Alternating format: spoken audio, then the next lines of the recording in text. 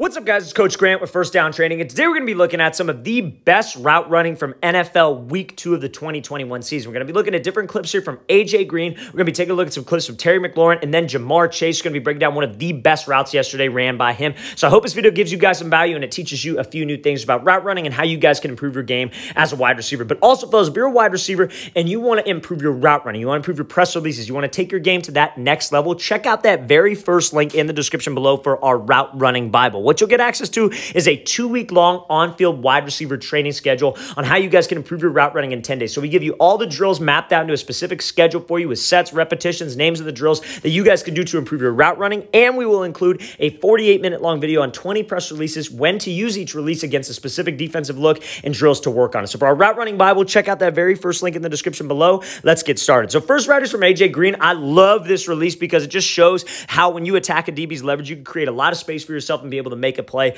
on the outside. And we're going to talk about maybe one thing that he could have done a little bit better on this, okay? So now, when I come up to the line of scrimmage and I see a DB who's inside shade, there's a couple different things that I could do, right? There's not one specific release that's going to work in this situation. There's a million different releases. There's a million ways to run a fade, a million ways to run a slant, a hitch. It's all relative, right? So we got to make sure that I do one consistent thing. I don't just take off and run to the outside. So what a lot of receivers will do is they have an inside shade DB, right? And this DB is not crazy inside shade like you might see at the high school level. He's a little bit more square. But if I don't attack his leverage and I just run to the outside, he's going to get right into my hip and force me to the sideline. So I got to make sure you see what A.J. Green does. He takes his little hesitation hop. He's closing the distance. He's attacking his inside leverage. You want to attack that leverage because what's a DB taught to do when he's inside shade? Protect the inside. The only reason he's inside shade is to protect the inside and force you outside. He does not want to chase you this far across the field, 50 yards. Chances are because he doesn't have safety help, right? So he's trying to force you to the sideline. The sideline is his help. So as a receiver, that's how I can structure my plan off the line of scrimmage. So you see how he gives a little hesitation hop,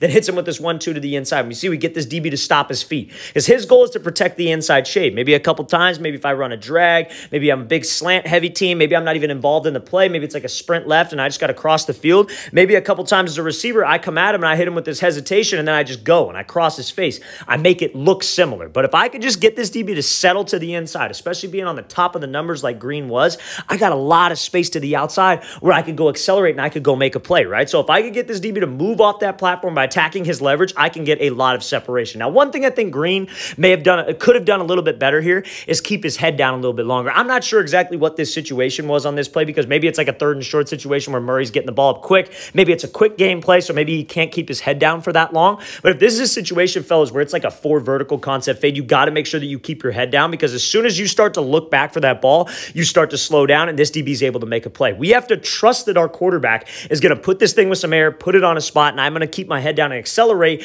and look when I got this guy beat by about maybe 3 steps. But you see, we start looking a little bit too early and that DB is able to close the distance. But A.J. Green, veteran receiver, does a great job finishing the play by being late with his hands, right? So that's one of the things that so many receivers won't do is that when this DB is right on their hip, they'll start to show their hands early. They'll start to show their hands right here and show their hands real high and reach out for the ball. All that does is that's letting this DB have time to make a play on our hands. We can't let the DB play our hands because that's what he's trying to do. He's trying to make a play on my hands, trying to rip through my hands because that's what he's seeing. So we got to make sure that I'm showing my hands late. I'm not saying catch this ball down by your knees or by your ankles, but show your hands late because you see how this DB has no chance to react, right? He has 0 chance to react because we're not giving away when the ball is getting there. Trust your eyes, watch it come all the way down to those hands, but let's be late when we are stride for stride with that DB. Great complete rep there by A.J. Green. Perfect release. Maybe keep his head down a little bit longer, but again, we don't know the situation, but great job finishing the play. We got to make sure that we are always finishing the play as a wide receiver. Let's watch the thing again, full speed one more time. Great job hitting him with that hesitation hop, keeping that head down for at least as long as he maybe could have on that play, and then being late to finish the play. All right, so now we're going to take a look at this route from JaMarr Chase. Biggest thing I want us to focus on right here, this is probably my favorite route from this past week, from week 2, is that we got to understand the IQ behind this play and know that this is a safety over here towards the inside, and that's how we structure my release. So let's watch it full speed, then we'll kind of break things down. So Chase does a great job of setting him up to the outside and reacting off of this release, right? So I know as a wide receiver, when there's a safety over the middle, whether it's 2 safeties, most likely 2 safeties, like it's like a 2-man situation, what do I know about this DB? He doesn't mind me running towards the inside because he has help to the inside, right? Where he doesn't have help is he doesn't have help to the outside. So this is usually when you'll see DBs kind of outside shade, right? I wouldn't maybe necessarily consider this a ton outside shade, more so like head up, but maybe a little bit outside shade. So as a receiver, I got to know this coming up to the line of scrimmage. Okay, I've seen this look on film before. This DB's a little bit outside shade. He's got a safety to the inside. Chances are he's probably not going to let me get an outside release, right? So I walk up to the line of scrimmage. All right, I know this. I have a release pre-planned. I planned this from film study throughout the week. Okay, I'm going to set him up outside, then I'll take the inside release. You guys have to be comfortable taking an inside release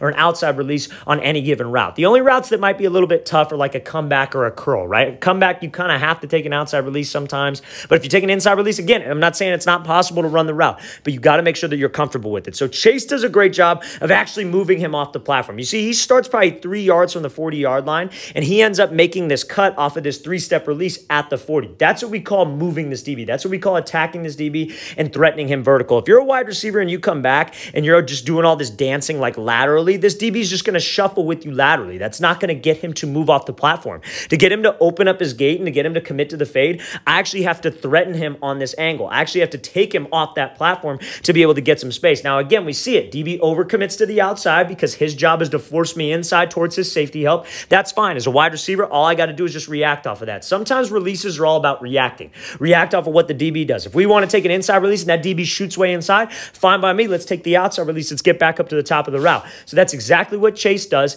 And this is a perfect example of how you guys can know this, know pretty much what the DB's responsibilities are pre-snap by just understanding coverages and understanding what defense is going to do. And you see how easy it is when we move a DB off the platform. The hand technique isn't even hard. The hand technique is set up by the feet. The feet is what sets up the hands. So let's watch the thing again, full speed one more time. Great job by Chase setting up the DB outside, knowing that he's probably going to jump to the outside and being able to react off of this release. So great job attacking outside for 3 steps, swatting those hands, and then obviously getting back over the top and just doing what he does, making a play downfield and almost causing those guys to run into each other. All right, guys, if you have not heard, we are going to be in the Arizona area on October 2nd and October 3rd. So check out that second link in the description below, fellas, where we break down all the information on this. We're going to be doing a quarterback and wide receiver 3-hour training clinic during the season. It's a great opportunity for you guys to get better if you are in the Arizona area. Spots are almost filled, so I hope you guys could really check it out. Great opportunity to get better. We're going to be working quarterback, wide receiver specific stuff. I have a speed coach coming out as well to help you guys with your 40-yard dash mechanics, running mechanics, and all that good stuff. So check out that second link in the description below, October 2nd, October 3rd in Arizona. Let's get back to this video. So last route is from Terry McLaurin, and mainly I just want to talk about how you guys can attack a DB's front hip when he's in zone coverage. So this is a look, as I know most of you guys that watch this who are receivers are usually in high school, right? High school youth ball, some guys in college, right? And again, you will see press coverage. That's just a given. That's a fact. If you're going to play top teams, top talent, you will see press coverage, right? But again, we still want to be able to get separation against zone because most of the time, I think every high school DB sucks personally. Like from a wide receiver perspective, if you know what you're going to do, that no DB should be able to guard you, right? And then you get the smart DBs who study this kind of thing. And those guys obviously know what's coming. Those guys are intelligent. But as a wide receiver, we always have the advantage because we know what we're going to do, even when they're in zone coverage. So when I get this specific look, this should be easy money. Press should be even easier. But against zone, I should be thinking, all right, my number one priority is to attack this hip and try to get him to sit to the inside so it can open up the blind spot and all kinds of things. So McLaurin does a great job immediately off the line. In zone, your number one priority,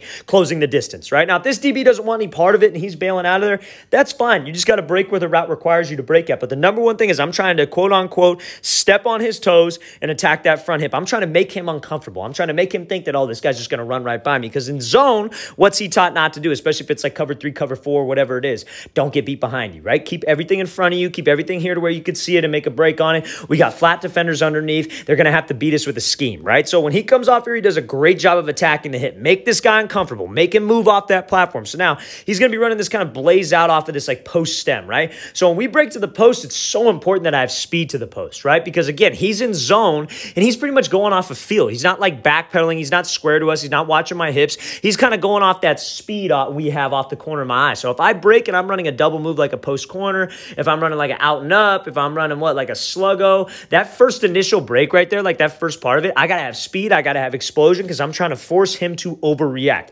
He's going off a feel. He's got look on me out of the corner of his eye. So if he feels me go fast to that post break and he feels me go fast across his face, he's going to overreact to it. He's going to want to jump on it because, again, that's an easy play for him to make a break on it. But, again, McLaurin does a great job of having that violent change of direction, selling that post with his speed, his body language. That's what gets that DB to jump and forces the speed turn. But as a receiver, if I just make sure that I accelerate out, go get back to the ball, I can win this thing. It's one of the best routes from week 2. It's a great example of how wide receivers can attack zone coverage and how they can attack that DB's front hip. Let's watch the thing again, full speed one more time. Great job closing the space, making the DB uncomfortable. comfortable, having speed to the post, and then getting out of it in the least amount of time possible. All right, guys, I really want to thank you for watching. I really appreciate it. If you guys have any questions at all, please don't hesitate to leave those in the comments below. Always appreciate the feedback. It's always great to hear from you guys as usual. And again, fellas, our Route Running Bible, get a full 2-week on-field training schedule for wide receivers and get a 48-minute long video on how you guys can improve your press releases. And also, fellas, if you're in the Arizona area, check out that second link in the description below. Sign up for our training clinic. It'll be a great opportunity to get better. So I hope this helped you guys out.